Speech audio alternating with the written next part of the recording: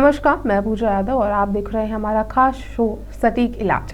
सटीक इलाज में जहां हम अलग अलग बीमारियों से जुड़े उनके इलाज और उनके लक्षणों के बारे में तमाम जानकारी जानते हैं उन विशेषज्ञ से जो इस बीमारी को और इस हेल्थ फील्ड को बड़े ही अच्छे से जानते हैं। इसी कड़ी में आज हमारे साथ ग्वालियर से जुड़े हैं डॉक्टर थॉमस, जो कि जयपुर नेत्रालय के संचालक है। सर, आपका बहुत बहुत स्वागत है स्वदेश 24x7 पर। नमस्कार जी।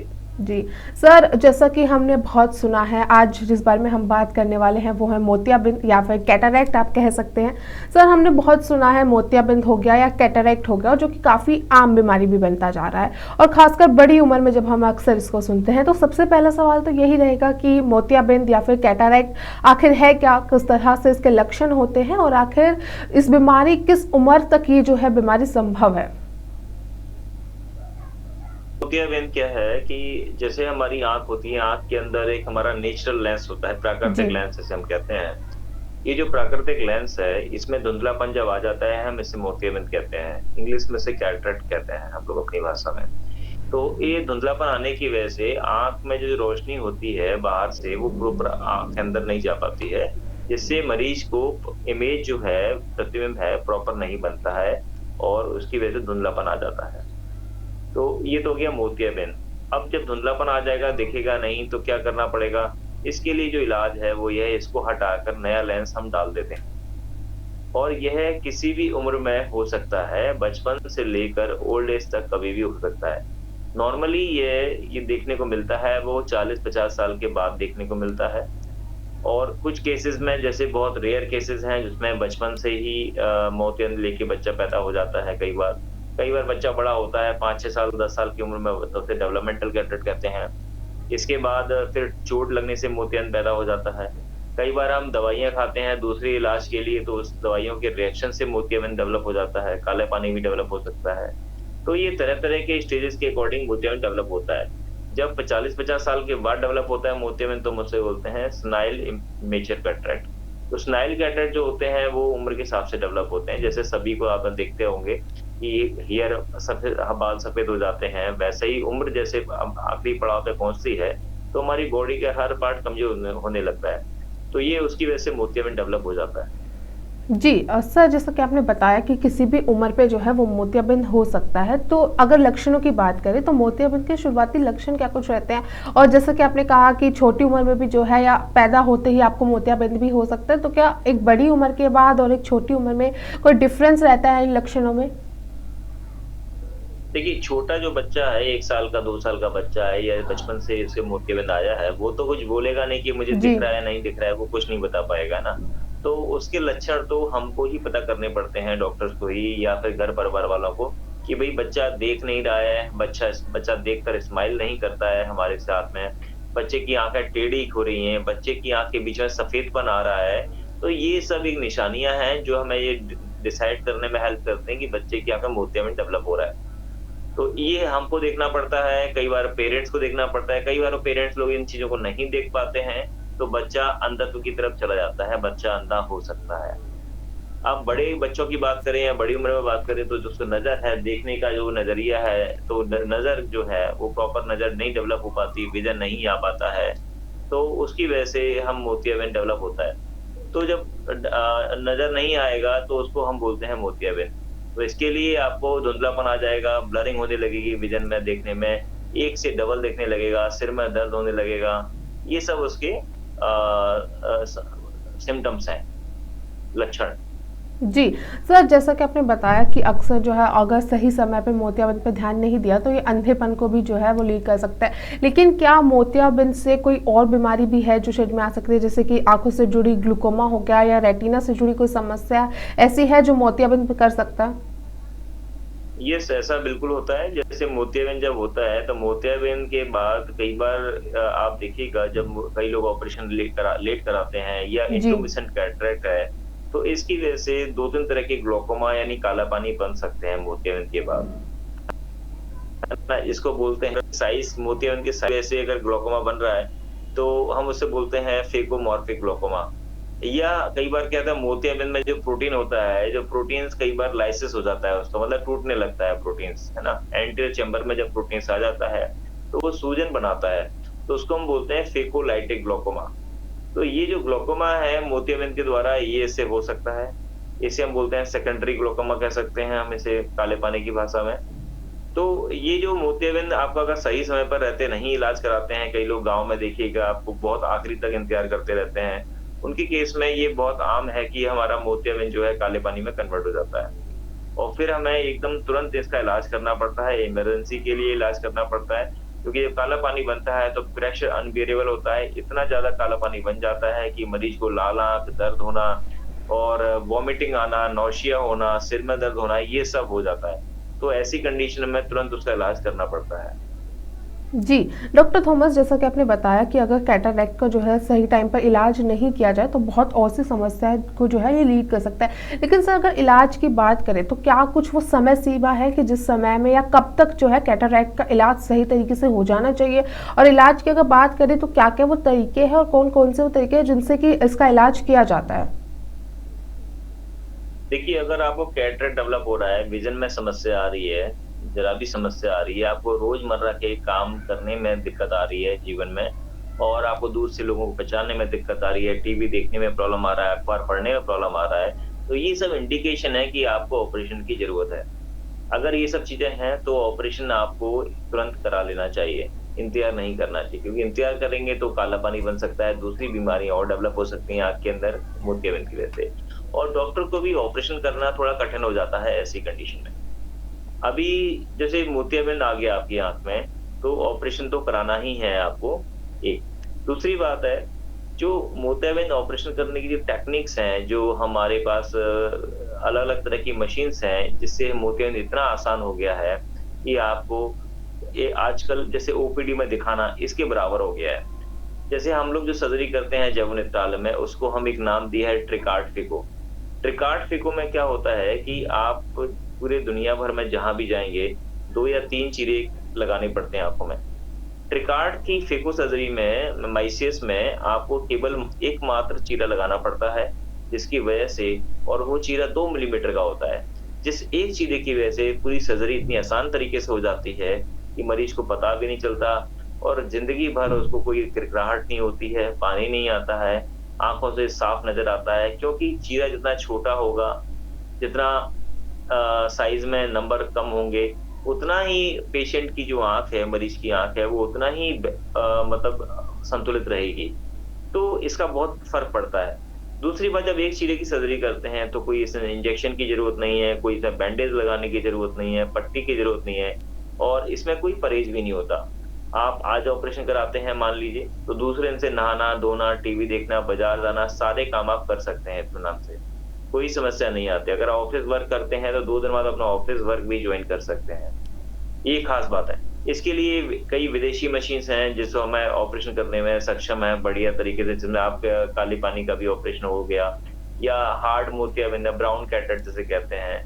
जो कॉम्प्लिकेटेड केसेज़ हैं, कैटरेक्ट हैं, वो भी इसमें आसानी से हो सकते हैं। जी, सर जैसा कि आपने बताया कि सर्जरी कहीं न कहीं एक ओनली ऑप्शन रहता है कैटरैक्ट के इलाज के लिए और आपने ये भी बताया कि किस तरह से जो है अलग-अलग सर्जरीज़ के ऑप्शन अब आ गए हैं। लेकिन अगर रिकवरी टाइम की बात करें, कैटरैक्ट की किसी भी तरीके से अगर सर्जरी की जाती है तो कितना कुछ रिकवरी टाइम रहता है और क्या कुछ वो सावधानियाँ रहती हैं जो किसी भी व्यक्ति को जो है बरतनी चाहिए अगर उसने कैटरैक्ट की सर्जरी करवाई है तो? देखिए, अभी जो हम ट्रिकार्टामाइसिस कर रहे हैं, जैसे ट्रिकार्टामाइसिस करते हैं, उसमें आपको सर्जरी कराने के बाद पहली बात कोई परहेज़ नहीं है। जी। दूसरे दिन से आप सारे काम कर सकते हैं। क्योंकि चीरा बहुत सूक्ष्म हो गया और सिंगल चीरा हो गया, तो आपको रिकवरी जैसे हो गया कि इतनी फ़ास्ट रिकवरी हो गई कि आप उसके 2 घंटे बाद ही सब कुछ देख सकते हैं। और आप 2 दिन बाद अपने सारे काम कर सकते हैं। आपको नहाना, धोना, टीवी देखना, किचन में खाना बनाना, ट्रैवलिंग करना, एवरीथिंग यू कैन डू। जब आप सारे काम कर सकते हैं तो रिकवरी तो फास्ट है ही है, इसका मतलब है।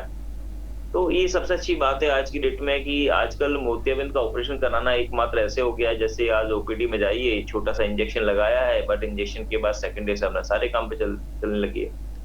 तो ये बहुत आसान हो गया है। जी, सर इसी के साथ अगर बात करें कैटरैक्ट की तो सर्जरी के बाद आपने बताया कि कई बार सिर्फ 2 दिन ही बहुत होते हैं। लेकिन क्या ऐसी समस्या सर्जरी भी करा ली तो क्या भविष्य में ऐसी समस्या कैटरैक्ट की या फिर आँखों से जुड़ी कोई भी समस्या फिर से आ सकती है? और अगर बात करें सर्जरी की लागत की, क्योंकि भारत में हम सब जानते हैं कि अक्सर फाइनेंस ये देखा जाता है कि वो कितनी सर्जरी महँगी पड़ रही है, कितनी सर्जरी पड़ रही है, तो लागत कितनी सर्जरी में लग जाती है? देखिए, अगर नॉर्मल सर्जरी देखेंगे 7-8 हज़ार से स्टार्ट हो जाती जी, है आँखों के लिए। और जो हम लोग एमआईसीएस, ट्रिकार्ड एमआईसीएस करते हैं, जिसका सर्जरी का लागत का मात्र 9,000 से स्टार्टिंग है। आपको बेसिक्स लेंस के साथ में 9,000 में सर्जरी हो जाती है। लेकिन अगर आप अच्छे लेंस चाहते हैं, जैसे ट्राइफोकल लेंसेज हैं, जिसमें दूर का भी दिखेगा, पास का भी दिखेगा, इंटरमीडिएट डिस्टेंस भी कवर करता है। ऐसे लेंसेज हैं, कुछ ईडॉफ टाइप के लेंसेज हैं, आपको दूर का, पास का दिखता है। ड्राइविंग में प्रॉब्लम नहीं आती ईडॉफ लेंसेज के साथ में। कुछ अलग टाइप के लेंस हैं, मल्टीफोकल हैं, टॉरिक लेंसेज हैं। तो तरह-तरह के लेंसेज आते हैं पेशेंट की रिक्वायरमेंट के हिसाब से, कि पेशेंट को कौन-सा लेंसेज सूट करेंगे, उसके अकॉर्डिंग हमें डालना होता है। ये लेंसेज करीबन अच्छे लेंसेज लेंगे तो कम से कम 9-10 हज़ार से लेकर लाख, 1.5 लाख रुपए तक खर्चा आ जाता है। तो इसमें वेरिएबल है, आपका जो बजट है अपने हिसाब से काम करिए, आपका जो रिक्वायरमेंट है, ज़रूरत है जितनी, आप उसके अकॉर्डिंग लेंस चूज़ करिए और अपना ऑपरेशन करा सकते हैं। तो कोई बहुत महँगा इलाज नहीं है आज की डेट में मोतियाबिंद का, बहुत सस्ते से सस्ते में भी इलाज हो सकता है। जी। और सर भविष्य में आँखों की कोई भी समस्या का, क्योंकि अक्सर ये होता है कि इलाज तो करा लिया लेकिन अगर भविष्य में फिर से हो गया तो क्या? तो कैटरैक्ट हो गया या फिर रेटिना से जुड़ी कोई भी समस्या हो कि अगर इनका इलाज या सर्जरी होती है तो कितने चांसेस होते हैं कि भविष्य में ये समस्या फिर से हो सकती है? देखिए, अभी हम क्या करते हैं, कैटरेक्ट जो है, मोतियाबिंद है, उसको हम हटाकर नया लेंस डालते हैं आँखों में। जी, अभी जब चीज़ हटा दी, तो दोबारा तो मोतियाबिंद आ नहीं सकता।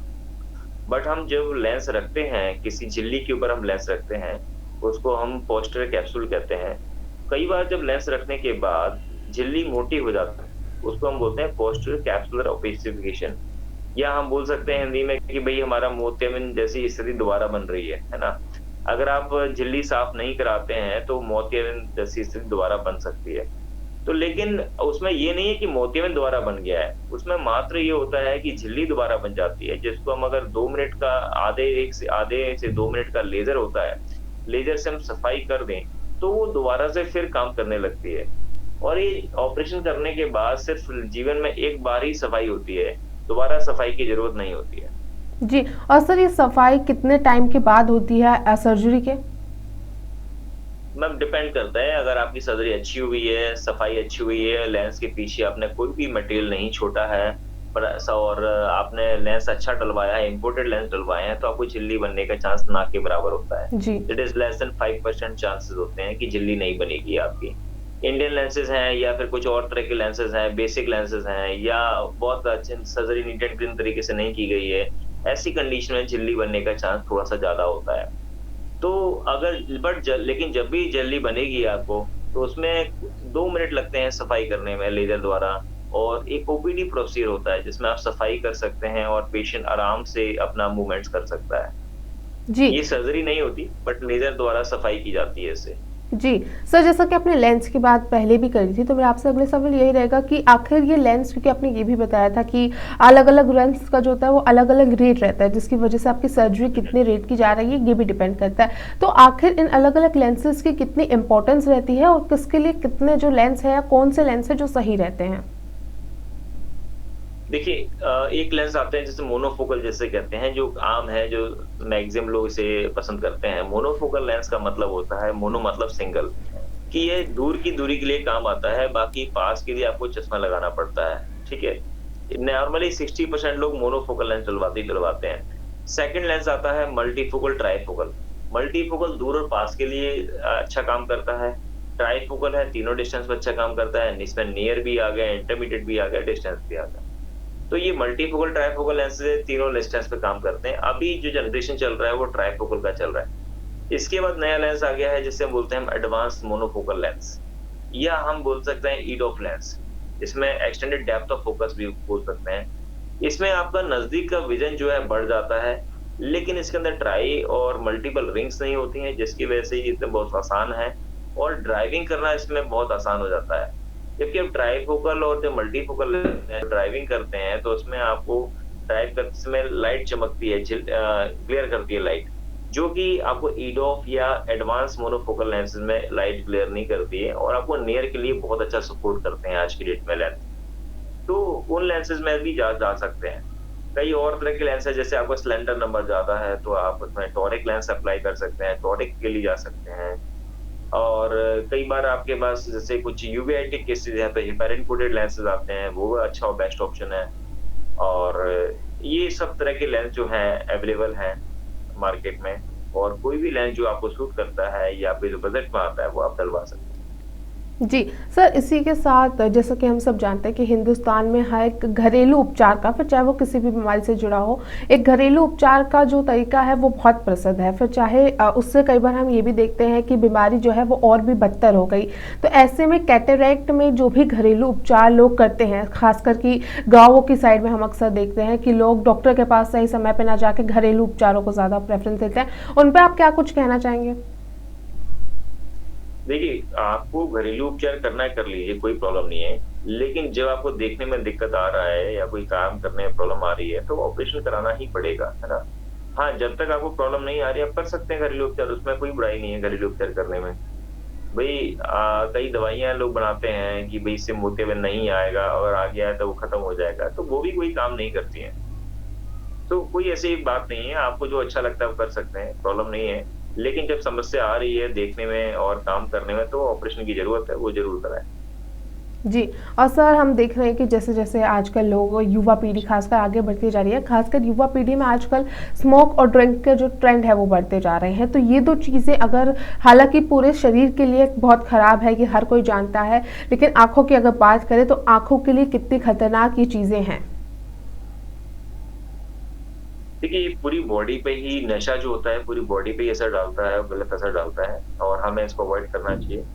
और अगर आप करते भी हैं तो बहुत लिमिटेड टाइम के लिए और बहुत कम क्वांटिटी में कर सकते हैं। लेकिन लोग कई बार लोग कैसे ऐसे बहुत डेली की आदतीन हो जाते हैं, डेली करना ही करना होता है, एक लिमिट से बाहर हो जाते हैं। ये आँखों पे और पूरी बॉडी पे बुरा असर डालते हैं, जिसकी वजह से आपको मोतियाबिंद हो सकता है, ग्लूकोमा काला पानी बन सकता है या और भी आँखों की समस्या भी बन सकती है। ठीक है? लेकिन आपको पूरी बॉडी पे ही असर डाल रहा है तो ऐसी चीज़, ऐसे नशे को खत्म ही करना चाहिए। इससे बेटर है कि हम क्यों ऐसा चीज़ लें जिसका कोई फ़ायदा नहीं है और नुकसान ज़्यादा है। तो मैं तो लोगों से ही और आपकी दर्शकों से ये अनुरोध करूँगा कि जितना भी स्मोकिंग है, अल्कोहल है या कोई और ड्रग्स हैं, इन सब को अवॉइड करना चाहिए ताकि हमारी बॉडी पे बुरा प्रभाव ना पड़े और हम शांति से और स्वस्थ रहकर जीवन जी सकें। जी, डॉक्टर थॉमस जैसे कि आपने कई तरीके बताए कैटरैक्ट को ठीक करने के अलग-अलग, फिर चाहे वो लेंसेज़ हो या फिर सर्जरी के तरीके हो। अगर बात करें जैबो नेत्रालय की, तो अगर जो ग्वालियर चंबल के खासकर जो लोग हैं, अगर वो जैबो नेत्रालय में आके अपने इलाज की उम्मीद करते हैं तो क्या-क्या फैसिलिटीज़ उन्हें वहाँ मिल रही है और किस तरह की सर्जरीज़ या लेटेस्ट टेक्निक है जो अवेलेबल है? देखिए, हमारे पास अमेरिकन जो मशीन है, जो सेंचुरियन एल्कॉन विजन सिस्टम, तो विथ एक्टिव सेंट्री हैंडपीस, इस मशीन की खास विशेषता ये है कि इसके अंदर आईयूपी सेंसर लगा हुआ है। जी। आईयूपी सेंसर का मतलब होता है जब हम ऑपरेशन करते हैं तो हमारी जो प्रोब होता है, एक पतला सा प्रोब होता है जो आंख के अंदर जाता है और उससे हम जब आंख के अंदर जाता है तो प्रोब एक वहाँ के प्रेशर को मेजर करता है, उसे बोलते हैं आईयूपी सेंसर। तो ये आपके स्पेशल हैंडपीस है, जिसे बोलते हैं एक्टिव सेंट्री हैंडपीस, जो कि सबसे लेटेस्ट मशीन में साथ में ही आता है। तो ये जब सेंस करता है तब ड्यूरिंग ऑपरेशन अगर हम आँखों का प्रेशर अपनी रिक्वायरमेंट के ज़रूरत के हिसाब से रखेंगे, कम रखेंगे, तो हमारी आँख ऑपरेशन के बाद भी सेफ रहेगी, राइट? अगर हम 10 मिनट का सर्जरी कर रहे हैं, 15 मिनट का ऑपरेशन कर रहे हैं, उसमें आपका प्रेशर बढ़ा रहेगा, 60, 70, 80 तक जाएगा, तो उतने टाइम तक वो डैमेज तो करेगा ना। तो सबसे अच्छी बात इस मशीन में ये है, आईयूपी सेंसर होने के बाद कि आपका प्रेशर को ज़्यादा बढ़ने नहीं देता है, आपके प्रेशर को नॉर्मल रखता है, जो कि हमारी सेफ सर्जरी के लिए बहुत ज़रूरी है। दूसरी बात, इस मशीन में जो हम टेक्नीक यूज़ करते हैं दैट इज़ ट्रिकार्ड एमआईसीएस, इसमें एक 2 मिलीमीटर का बहुत ही छोटा चीरा लगाते हैं, एक सिंगल इंसियंस लगाते हैं, जिससे पूरी ऑपरेशन होने के बाद पूरा ऑपरेशन हो जाता है और पेशेंट को पता भी नहीं चलता। और आपको सबसे अच्छी बात क्या है कि कोई सुई लगाने की ज़रूरत नहीं है, कोई पट्टी की ज़रूरत नहीं है, कोई परहेज़ नहीं है। उससे आप सारे काम कर सकते हैं, नहाना, धोना, टीवी देखना, बाज़ार जाना, सारे काम आप कर सकते हैं। ये इस विशेष इस मशीन की सबसे अच्छी बात है। सो दूसरी बात हमारे पास जो माइक्रोस्कोप है, दूरबीन है, जो लेटेस्ट है, टॉपकॉन का है, ओएमएस 800 उससे सबसे खास बात क्या है कि आप जब ये मशीन से आप देखते हो सर्जरी करते समय, तो आपको लाइट का ज़रा भी एहसास नहीं होता कि लाइट ऐसी कितनी इंटेंस आ रही है। तो ये दोनों चीज़ें आपको मिलके जो रिज़ल्ट देती हैं, वो आपका बहुत बेटर रिज़ल्ट होते हैं और पेशेंट के विज़न वाइज़ बहुत सैटिस्फाइड होते हैं इसमें। जी। सर आखिर में क्योंकि हम सब जानते हैं कि आप जिस तरह की लाइफ़स्टाइल जीते हैं, आप जिस तरह की डाइट लेते हैं, वो आपके शरीर के लिए बहुत ज़रूरी होती है। आँखों की बात करें तो आँखों को हेल्दी रखने के लिए किस तरह की लाइफ़स्टाइल लोगों को अडॉप्ट करनी चाहिए और किस तरह की डाइट जो है वो लोगों को फ़ॉलो अप करनी चाहिए?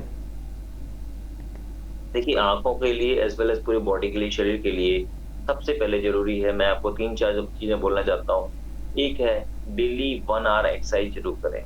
1 घंटा डेली शरीर को ज़रूर दें बिकॉज़ एक शरीर एक ऐसी चीज़ है जो आपको जीवन भर साथ निभाएगी, आपकी आखिरी सांसों तक शरीर ही साथ देगा। बल्कि कोई इंसान या कोई फैमिली मेंबर या कोई आपका घनिष्ठ मित्र भी साथ नहीं देता है।